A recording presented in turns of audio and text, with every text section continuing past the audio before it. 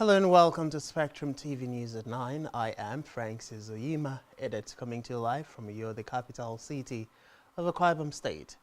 Let's take a look at the headlines. Federal government unveils roadmaps for aviation industry. Governor Sanwo-Olu swears in 38 commissioners and special advisors. Plus, UN chief orders call for global peace and solidarity.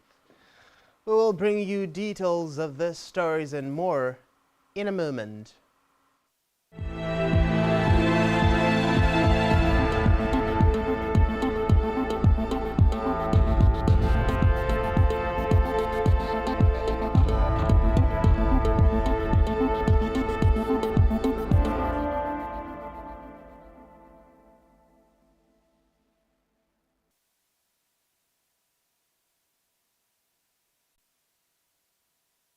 There's a report that the Minister of Aviation and Aerospace Development, Festus Keyamo, has unveiled 3 roadmaps as he apologized for foreign airlines over the trapped funds, which has caused a crisis in the sector in Nigeria for almost 2 years. Speaking at the 7th Aviation Summit holding in Abuja today, Keyamo mentioned aerotropologies, maintenance, repair and overhaul facilities and aircraft leasing company as some of the priorities of the current administration. He further explained that the 3 are critical for the development of the aviation industry. Keyamo lamented that it was a shame for the entire West African countries not to have world-class MRO facilities, but assured that the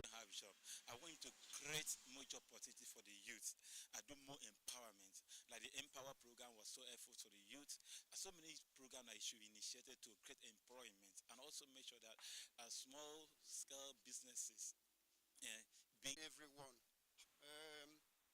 And I saw him going to sympathize with those that flood, entered their houses. He went there and showed love. So I was encouraged. I told someone that I worked with, that this man is a good man. That truly God really sent him as Messiah to Akwa Ibom State. And still to come in the news, GDP shrinks more than expected in July. To stay with us.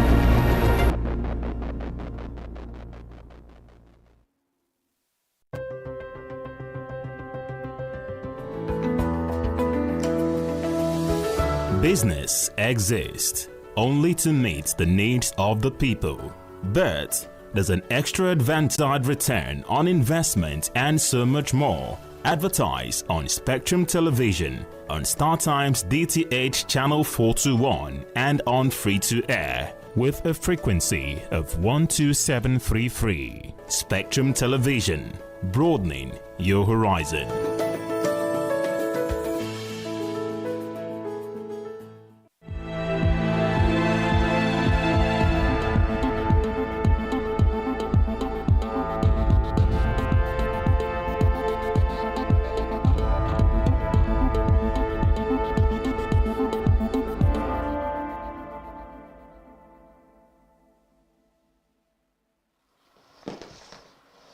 Parliament, the migration partnership signed in July with Tunisia, saying that cooperation with the country had led to an increase this year in both interceptions and rescues.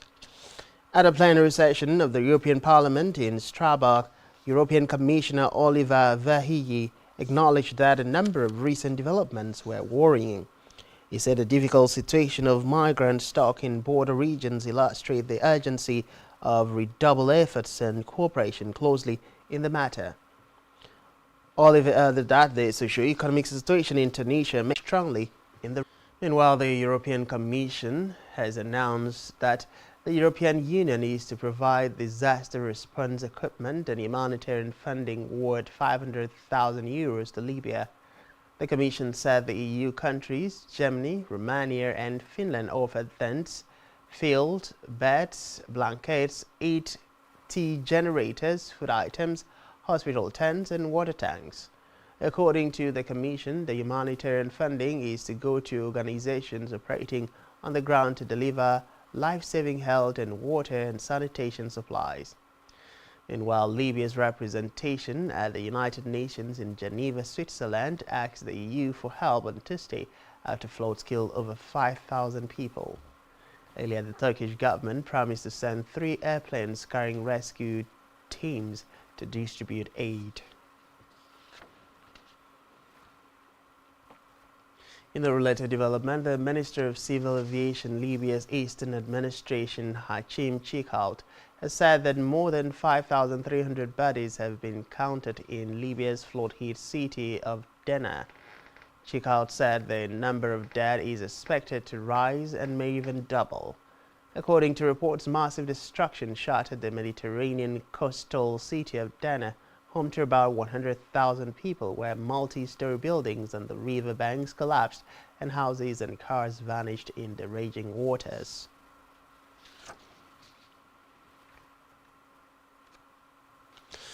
Meanwhile, Libya has reopened 4 oil ports in the east of the country which had been shut since Saturday as a precautionary while Storm Daniel swept across the Mediterranean towards the North African coast.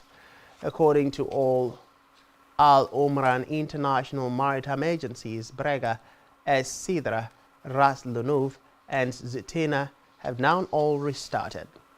Libya's oil sector is central to the economy, but it has been repeatedly disrupted by violence since long-time ruler Muammar Gaddafi was ousted in 2011. 2 months ago, rival politicians agreed to form a committee to oversee the sharing oil revenues. Elsewhere, rescue teams stepped up massive efforts to bring relief to devastated Moroccan mountain villages today as the chances faded fast for finding survivors from the powerful earthquake which killed 2,900 people and left